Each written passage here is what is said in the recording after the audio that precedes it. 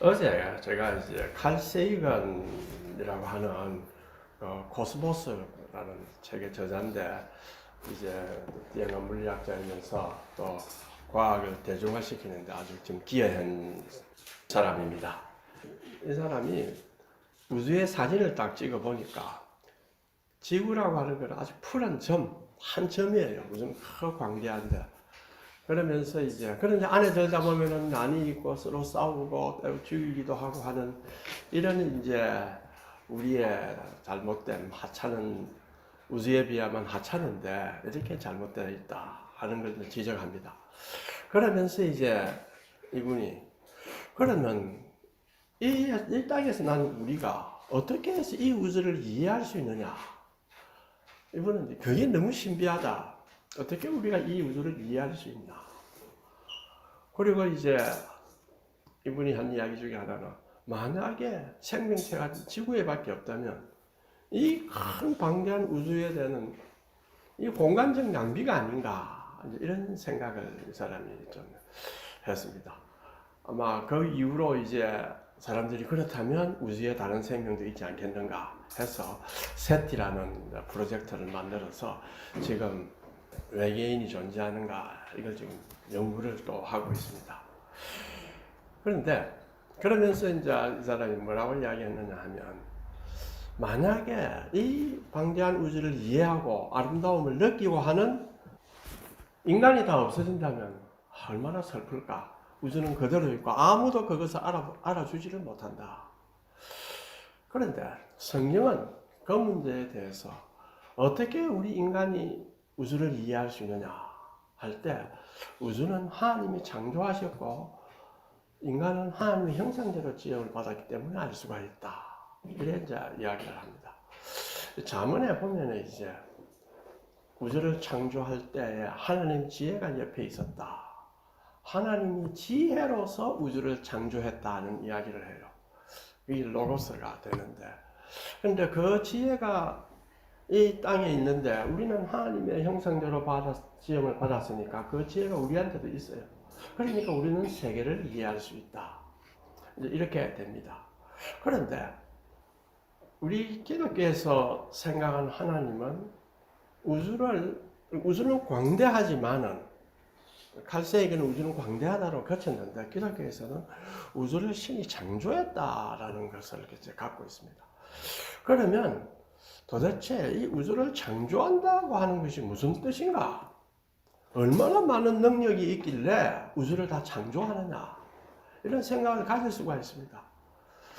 그러니까 아주 초월적인 능력을 가진 자인데, 그런데 거기에 또 하나 이상한 것은 이 땅에 와서 우리와 사귄다 하는 그런 신이라고 합니다. 그 신에게는 하나는 거대한 우주를 창조했다는 그런 능력을 가지면서 또 하나는 아브라함과의 관계에서 보면 아브라함에 나타나서 계시도 내리고 아브라함을 나의 벗 아브라함이여 이런 이야기를 합니다.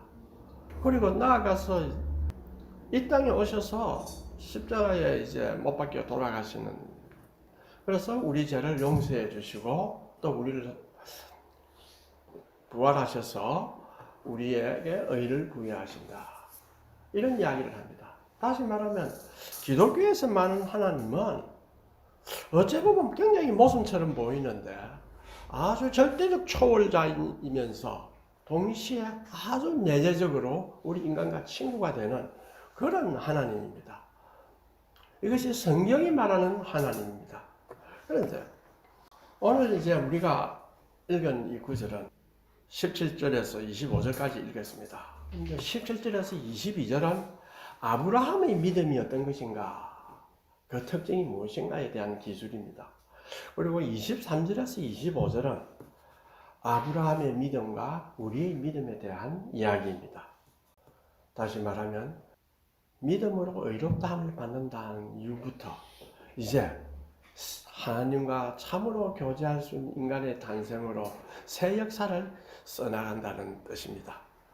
17절에 보면 기록된 바와 같이라는 내용이 있습니다. 그것은 무엇을 기록했다, 어떤 기록을 말하느냐 하면은 그거는 17장 5절에 나오는 구절을 지시합니다.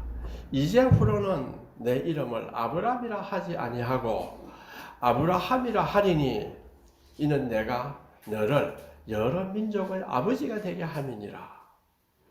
아브라함의 이름이 원래는 아브람이었습니다. 그런데 이 아브람의 뜻은 뭐냐? 높은 아버지라는 뜻입니다. 그런데 이제후로는 그의 이름을 높은 아버지라 하지 말고 아브라함이라 해서 히브리어는 아브하몬 고임인데 무리들의 아버지, 군중의 아버지라는 뜻을 가지고 있습니다. 그리고 여기 많은 민족이 나오는데 많은 민족의 정확한 번역은 많은 민족의 아비입니다. 곧 신약 성경에 많은 믿음의 조상이란 말과 정확하게 일치를 합니다. 자, 아브라함을 한번 생각해 봅시다. 육체적으로는 아브라함은 기껏 해봐야 한 민족의 아버지밖에 될 수가 없습니다. 왜? 그때 아브라함만 살아난 것이 아니고 수많은 민족이 있었기 때문에 아브라함은 한 민족의 아버지지 어떻게 많은 민족의 조상이 되느냐? 불가능합니다. 그렇다면 그것은 무엇을 의미하겠느냐 하면 영적인 것을 이야기합니다. 곧 아브라함은 앞으로 영적인 아버지가 될 것이다. 아브라함은 아마 그것을 알았을 것입니다. 그렇기 때문에 그의 삶을 일관되게 유지할 수 있을 거예요. 아브라함이 많은 민족이 조상이 된다고 하는 것은 영적이면서 그것은 그냥 의무로서라고 하기보다는 그의 믿음으로 인한 축복의 언약입니다. 자식이 없는 아브라함에게 한 민족의 조상이 아니라 많은 민족의 조상이 된다는 하나님의 선포는 축복이요. 더욱이 아브라함의 믿음이 아니고는 있을 수 없는 일입니다. 그는 믿음으로서 많은 민족의 조상이 된 것이라고 할 수 있습니다. 그런데 18절에 우리말 성경에는 뭐라고 번역되어 있냐 하면 아브라함이 바랄 수 없는 중에 바라고 믿었으니, 즉 헬라어를 찾아보면 파르 LPD, 에피 LPD, 에피스테우센이 뜻은 뭐냐면 빌리버, 믿는다. 파르는 뭐냐면 비안드. 파르 LPD가 파르 LP다. 이제 에피 LPD. 비안드니까 LP다는 희망입니다. 그러니까 희망을 넘어서 희망과 역행한다. 희망과 반대된다는 뜻입니다. 객관적으로 본 희망은 희망할 수 없는 것이다. 희망과 반대되는 여건에서의 희망이다. 이런 뜻입니다. 근데 두 번째는 에피는 영어로 on, 위에, 즉 희망 위에.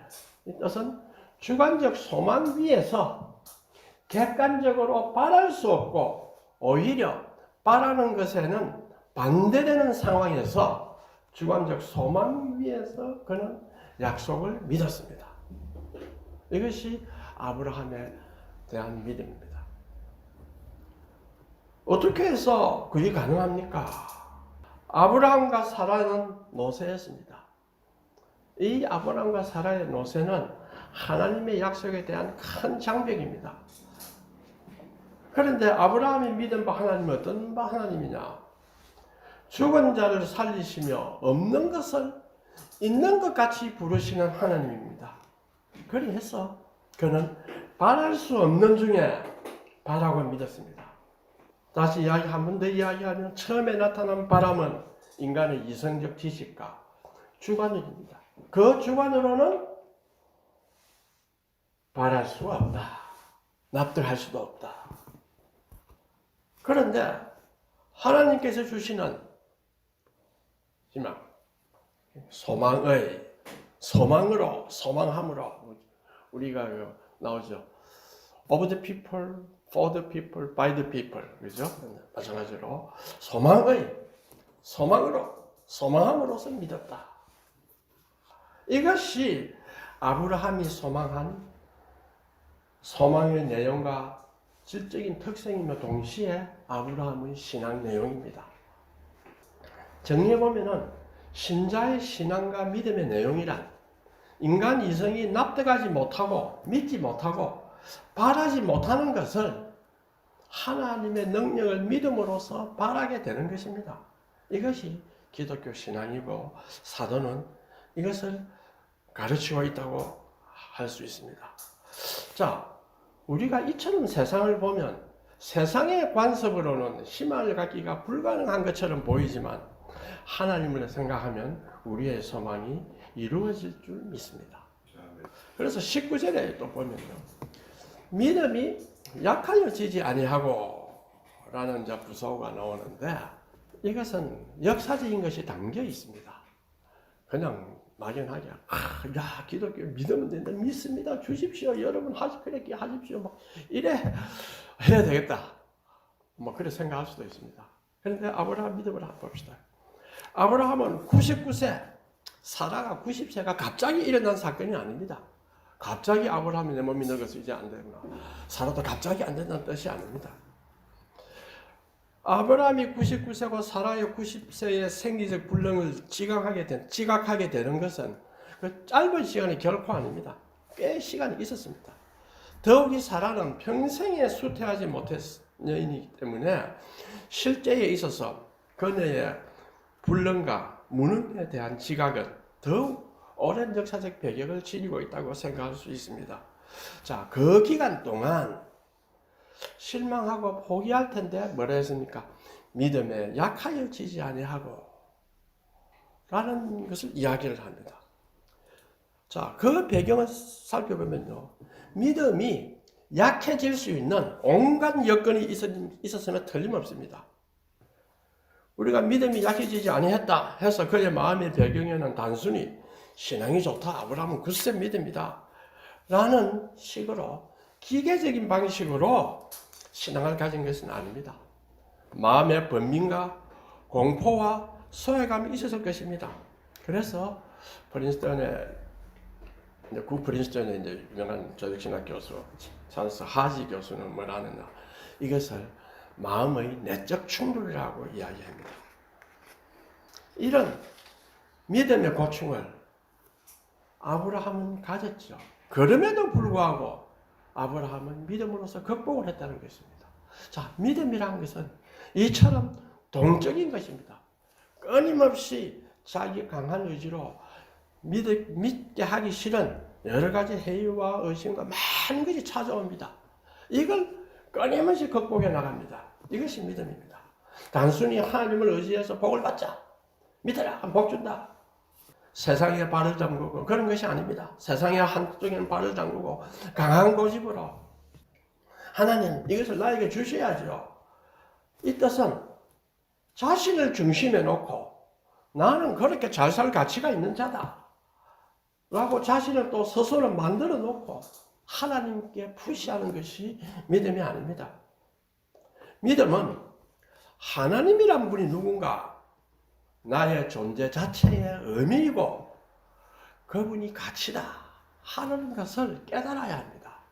이것이 어찌 보면 어려울 수도 있고, 또 어찌 보면은 한 번에 깨달을 수도 있고, 또 어찌 보면은 끊임없이 깨달아가는 과정 속에 우리가 놓여질 수 있습니다. 아브라함이 그랬기 때문에 우리에서 하란으로 와서 하란에서 아버지 돌아가시고 있다가 그 하란이라는 도시가 얼마나 좋습니까? 그런데 늙어서 전원 생활을 하려고 시골 가는 것이 아니고 저 변방으로 갈 때는 무엇을 생각했겠습니까? 인생의 근본 의미가 무언가, 산다는 게 도대체 무언가 하는 것에 대한 깨달음과 계시가 없었으면 못 떠납니다. 모든 것을 내려놓고 하나님 당신이 나의 존재 자체의 의미입니다, 가치입니다. 자, 내 모든 것을 다 내려놓고 이제 내가 무엇을 위해 살겠습니까? 성경을 그걸 뭐로서 표현합니까? 하나님의 영광을 위해 살아라. 옛날에 하나님 말이야, 나도 내 재미를 누리고 살아야지, 뭐 하나님 내 영광을 위해 살겠습니다. 치사 안 합니까? 저는 고등학교 때 그거 굉장히 열심히 했습니다. 하나님의 영광이라는 그 단어는 우리가 사람의 영광, 뭐 영광하니까 이제 좀 쉽게 표현하는 것 같지만은 그 속에 모든 우리가 추구할 만한 가치 있는 것이 다 담겨 있습니다. 그래서 그 하나님의 영광을 위해서 살아라. 그걸 위해서 한 일생을 바치고 산다면 그 이상 가치 있는 일이 어디 있겠는가? 지난 금요일날 우리 한림원 그 의학학부에서 노화에 대한 이제 컨퍼런스가 있었습니다. 부산대학 교수가 한 사람밖에 없다고 해서 저도 한림원 회원이니까 와서 사회 보라 해서 갔어요. 뭐라고 이야기하냐? 앞으로 90이 평균입니다. 100살까지 삽니다. 그러고 막 생각하니까 우리 지금 여기 있는 분은 최소한 20년, 30년 다 삽니다. 과거에는 내가 헛되이 살았다. 과거에는 내가 모르고 살았다. 이거. 몰라서 조그마한 것 가지고 다투면서 살았다. 세이건이 하늘에 지구라고 하는 것은 그 방대한 우주의 한 점에 불과한데 왜 그 안에서 아웅바둥하면서 사느냐. 그런데 우리 성경은 하나님은 우주를 창조하는 위대한 분이다. 우주를 창조했다는 뜻은 우리 삶의 정신과 의지와 모든 것에 대해서 기준이 되고 가치를 부여하는 토대가 됩니다. 그러면 내 같은 사람이 보잘것없는 내가 조그만 일 학문 하나 이루는 것도 못해서 어쩔면은 내가 하나님이 은혜 내리셔서 하나님의 영광을 위해 너는 살 수가 있다. 믿음으로 하나님의 영광을 위해 살아라. 얼마나 큰 비전입니까? 그걸 공부를 많이 하면 많이 하는 사람일수록 그 비전이 무엇을 의미한다는 걸 더 깊이 깨닫고, 놀면 놀고 아무것도 안 하는 사람은 그 비전이 무엇인지 모릅니다. 오로지 내 몸 아프고 이것만 낫게 돼서 오직 자기 자신에만 집중하는 수밖에 없습니다. 그러나 말씀의 풍성함을 알아가면 하나님의 영광을 돌린다는 것이 이러한 것이구나 하는 것을 깨닫게 되면 다시 세계가 보입니다. 그러면 우리가 하나님, 내 하나님의 영광을 위해서 살려고 하는데 내가 어떻게 살 수 있습니까? 나에게 은혜를 내려주십시오. 나에게 가르쳐 주십시오. 말씀에 대해 순종하겠습니다.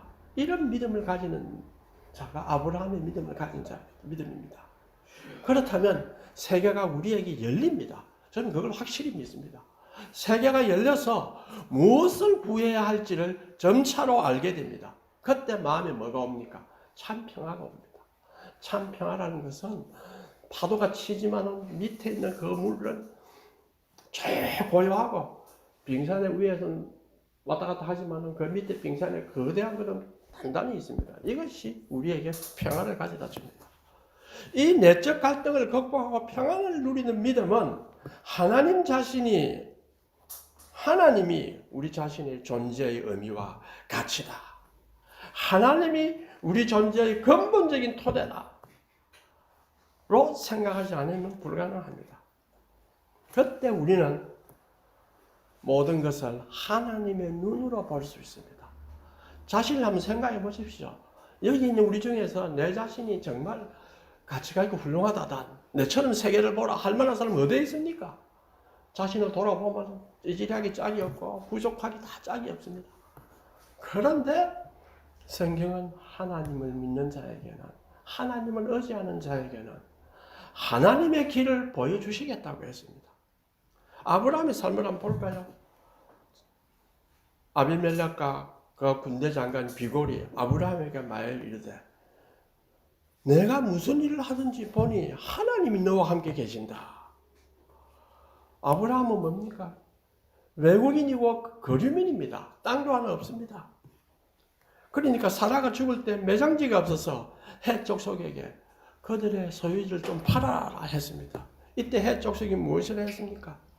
내 주여, 내 주여, 내 주여 들어서서 당신은 우리 가운데 있는 하나님이 세우신 지도자입니다. 우리 묘실 중에서 좋은 것을 택하여 당신의 죽은 자를 장사하소서. 우리 중에 자기 묘실에 당신의 죽은 자 장사함을 금할 자가 없습니다. 아브라함은 자기 부인 사라를 묻을 땅이 없어서 땅을 팔아라 했죠.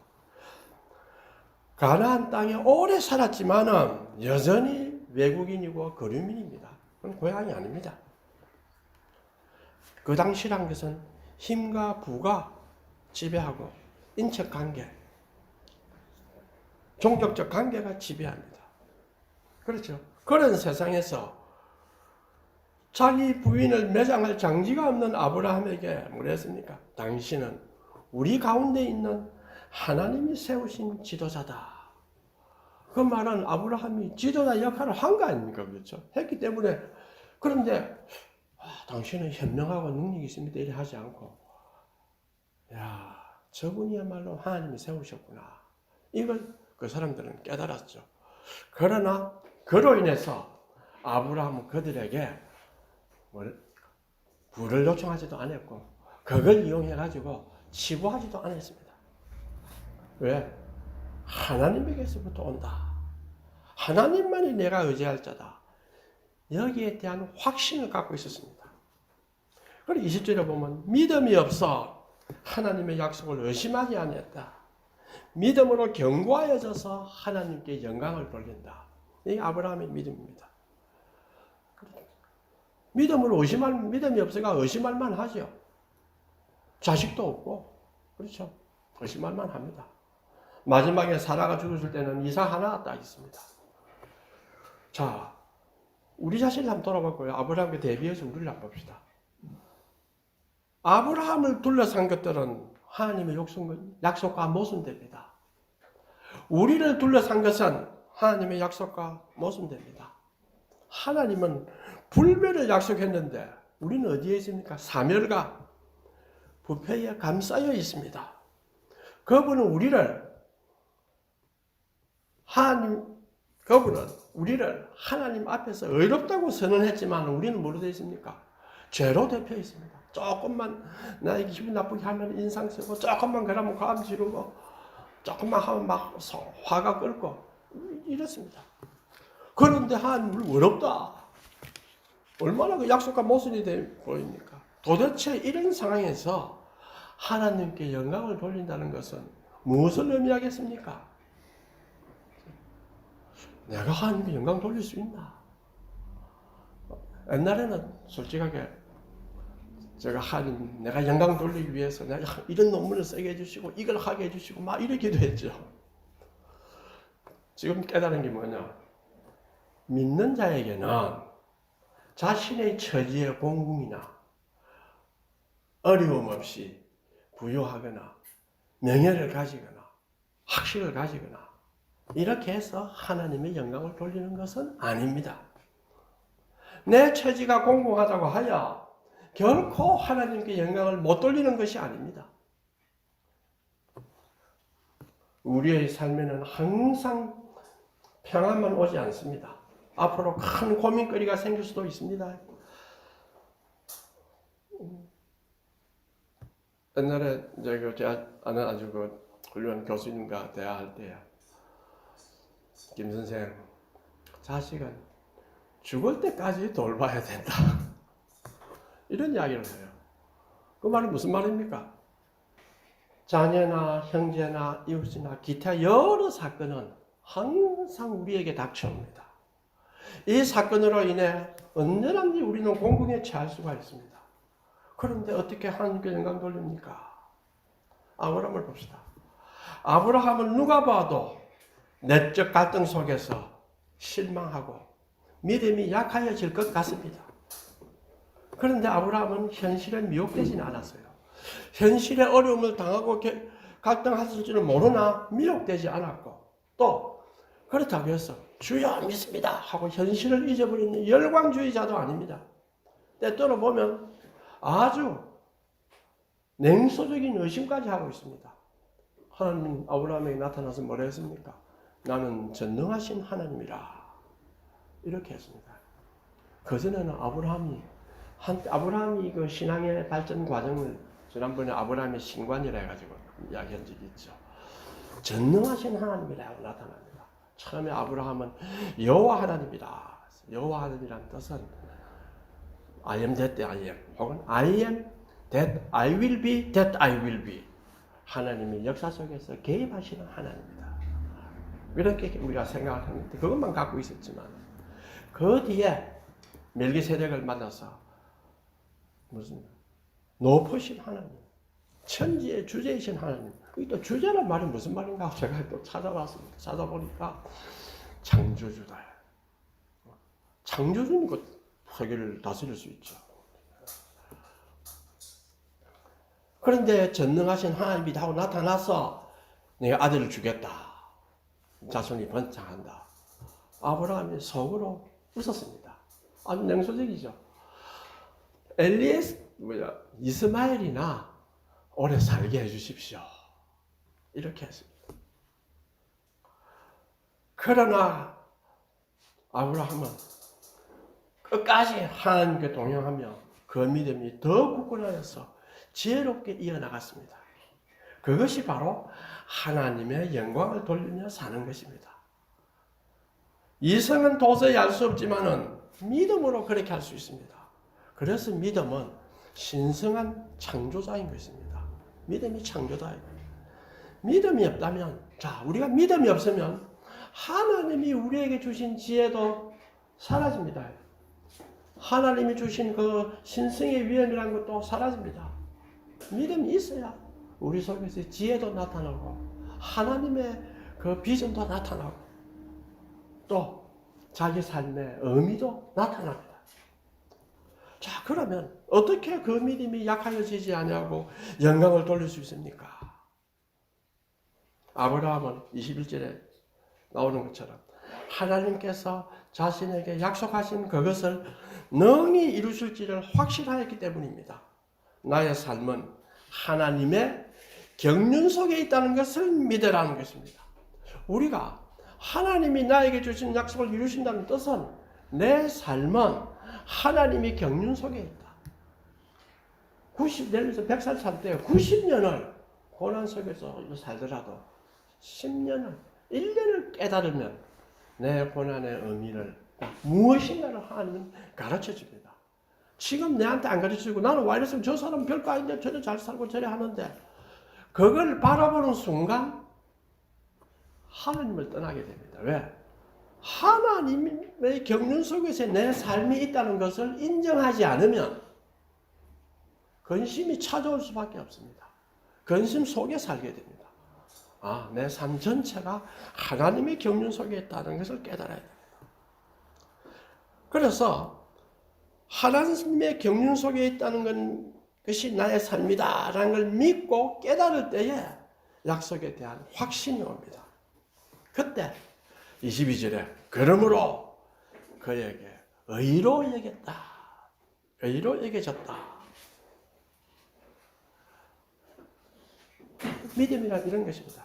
그런데 이러한 아브라함한테 하나님은 너무 늦어서 실망할 정도로 완전히 불가능하다고 여길 때까지 자녀를 주지 않았습니다. 그렇죠? 아브라함은 의아해하고 이상하다고 생각 안 하겠습니까? 그런데 17장 16절에 내가 그에게 복을 주어 그가 내게 아들을 낳아주게 하며 내가 그에게 복을 주어 그를 여러 민족의 어머니가 되게 하리라. 민족의 여러 왕이 그에게서 난다. 그때 아브라함이 엎드려 웃으며 마음속으로 이르시되 100세 된 사람이 어찌 자식을 낳을까? 사라는 90세니 어찌 출산하리요? 이렇게 했습니다. 왜 하나님은 아브라함을 이렇게까지 끌고 왔을까요?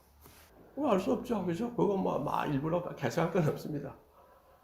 하나님은 개입하셨다는 겁니다. 무슨 중요한 것은. 아브라함이 믿음을 안 놓쳤다는 거예요. 약속을 믿었다는 겁니다. 그리고 이삭을 낳았죠. 이삭의 이름이 뭡니까? 웃음입니다. 웃음.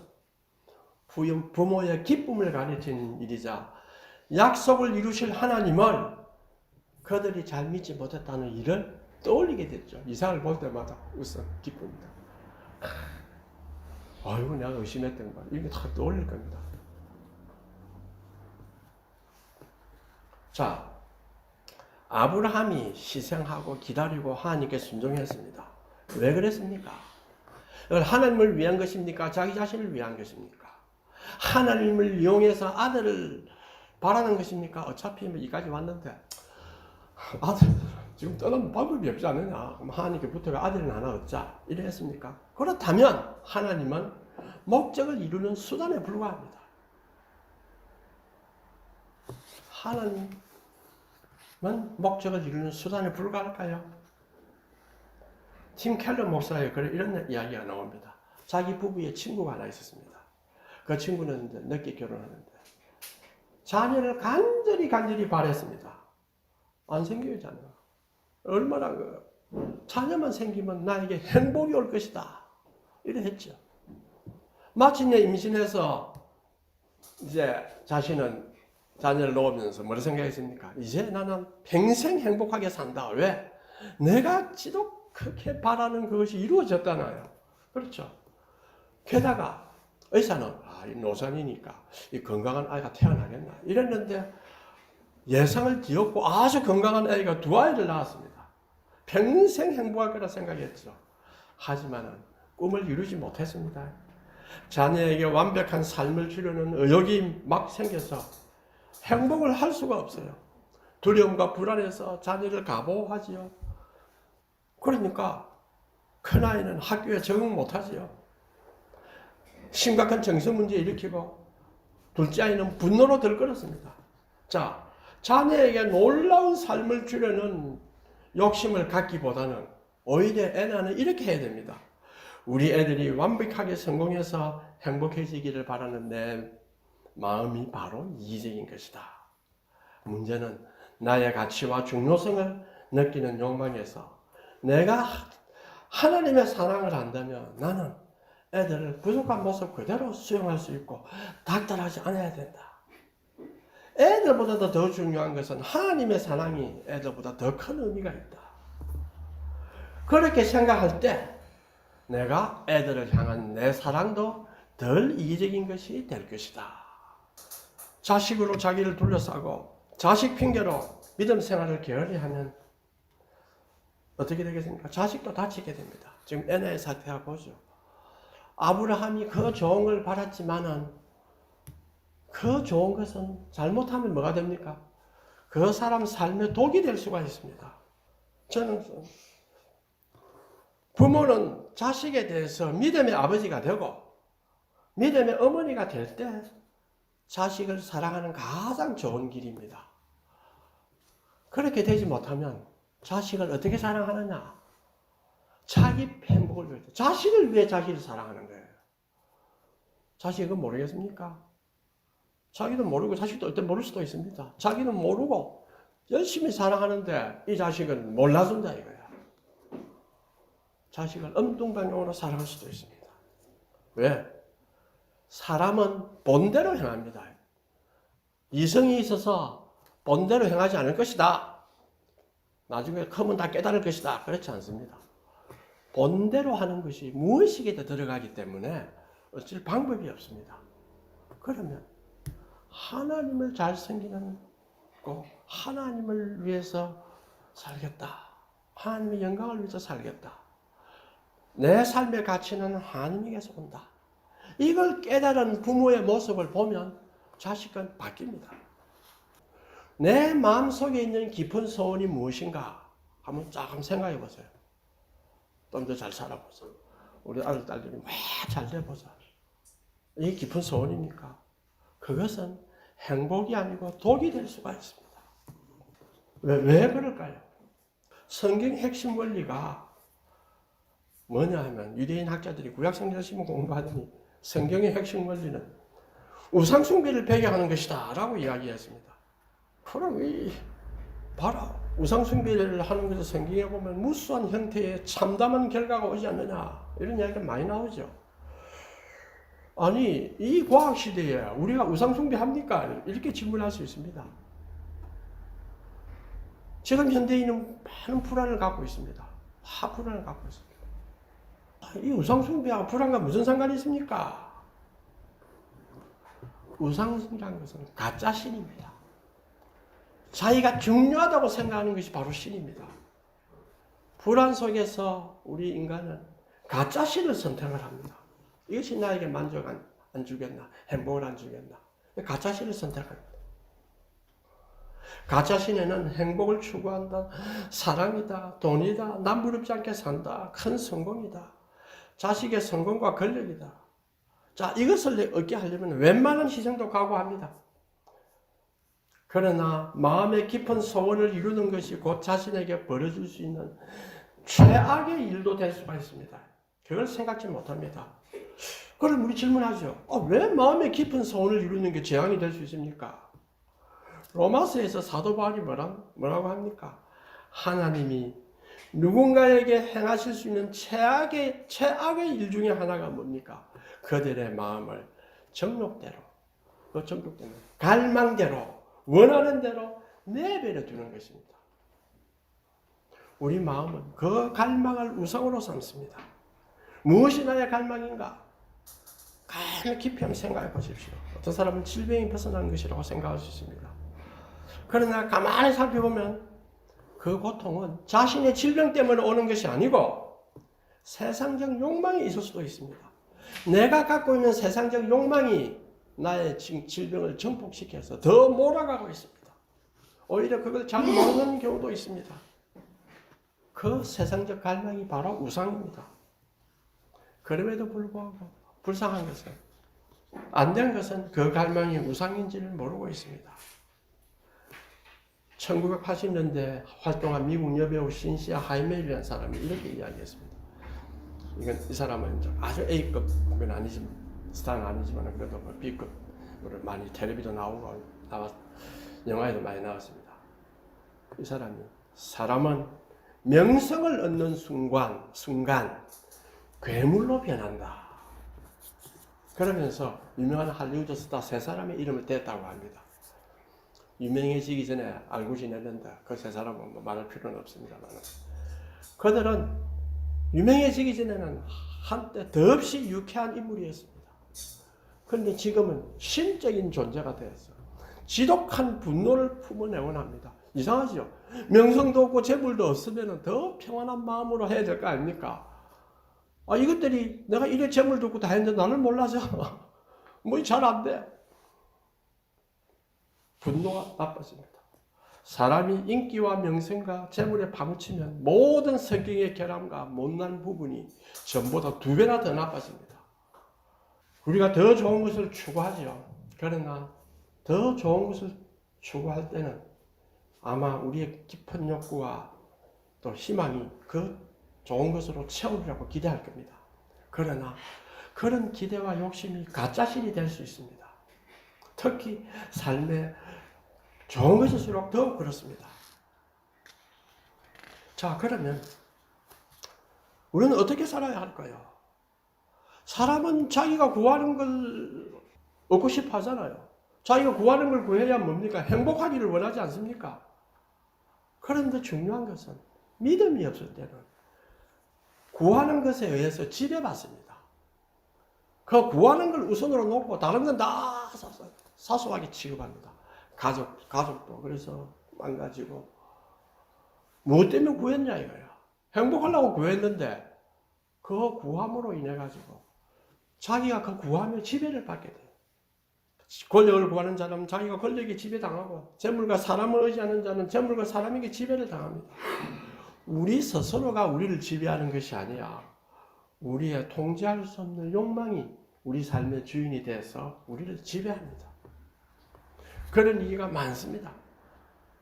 그래서 2008년에서 2009년에 큰 재정 위기가 이제 오기가 왔는데, 그 3년 전에 그리스도인이 된 사람이 있습니다. 이 사람이 뭐라 했느냐? 이번 경제 위기가 3년 전에 발생했더라면 제가 어떻게 당해냈을지 모르겠습니다. 아예 버티지 못했을 것입니다. 솔직히 고백하는데 제 삶은 지금보다 행복한 적이 없습니다. 그는 통장 잔고를 보면서 안심하던 삶, 빨리 잔고가 돼야 막 메꾸시죠. 네? 그런 삶에서 돌이켜 이제 내가 그리스도로 말미암아 그리스도의 자녀가 됨으로써 평안을 누리는 삶으로 인생의 방향을 바꾸었습니다. 우리가 만든 신, 우리가 만든 하나님을 떠나서 우리가 만든 신, 하나님을 떠나서 우리가 바라는 신은 반드시 우리를 배신합니다. 자, 그러면 우리는 어떻게 살아야 할까요? 저는 어떻게 하면 아브라함의 믿음을 본받을 수 있을까요? 앞에 한 걸 좀 반복하겠습니다. 우리의 삶은 하나님의 경륜 속에 있습니다. 그 하나님의 경륜이 바로 하나님을 우리에 대한 약속입니다. 대천지의 대주제이신 하나님, 그 하나님의 정체성, 전능하신 하나님. 그 정체성이 바로 하나님은 우리에 대한 약속입니다. 우리는 그것이 무엇인지 잘 알지는 못하지만은 하나님은 우리에게 무엇을 약속하실까요? 잘 모릅니다, 확실하게. 다만 그러므로 그것을 그에게 의로 여겼더라. 그것이란 말은 아브라함의 믿음을 말하죠. 우리가 이성적 이해를 초월하고 오히려 믿음이 견고해졌다. 우리에게 적용한다면 의로 여기심을 받는 우리도 위한다 했습니다. 아브라함만 위한 것이 아니고 그 믿음은 우리도 위한다. 곧 예수 우리 주를 죽은 자 가운데서 살리신 이를 믿는 자이니라. 예수는 우리가 범죄한 것 때문에 십자가에 내줌이 되었습니다. 또한 우리를 의롭다 하시기 위하여 다시 살아나셨다. 이렇게 말합니다. 우리가 의롭다함이 됐다는 뜻은 하나님 앞에 나와서 하나님을 아버지라 부를 수 있다는 근본적이면서 아주 객관적인 자격을 우리는 허락받은 것입니다. 자, 그렇다면 예수 부활 이후에 살고 있는 우리는 아브라함보다 훨씬 더 큰 복을 받았습니다. 이제 우리는 핑계할 것이 없습니다. 아브라함은 약속을 믿어서 의로 여겨졌지만 우리에게는 그리스도를 통해서 약속이 실현된 것입니다. 그것은 무슨 말이냐면 우리의 구원은 성령이 우리를 보증해 주셔서 종말에 오는 그 완성을 지금 기쁘게 우리가 살아갈 수가 있습니다. 그 믿음으로 우리는 살아갈 수가 있습니다. 그렇기 때문에 우리 믿음의 삶이란 세상에서 바라볼 때는 도저히 알 수 없는 삶입니다.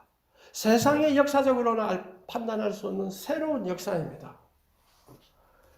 그렇다면 이제 우리는 하나님의 백성으로 하나님에 의해서 쓰여지는 새로운 역사, 구속사에서 우리의 삶의 의미와 가치를 찾고 거기에 두고 살아야 할 것입니다.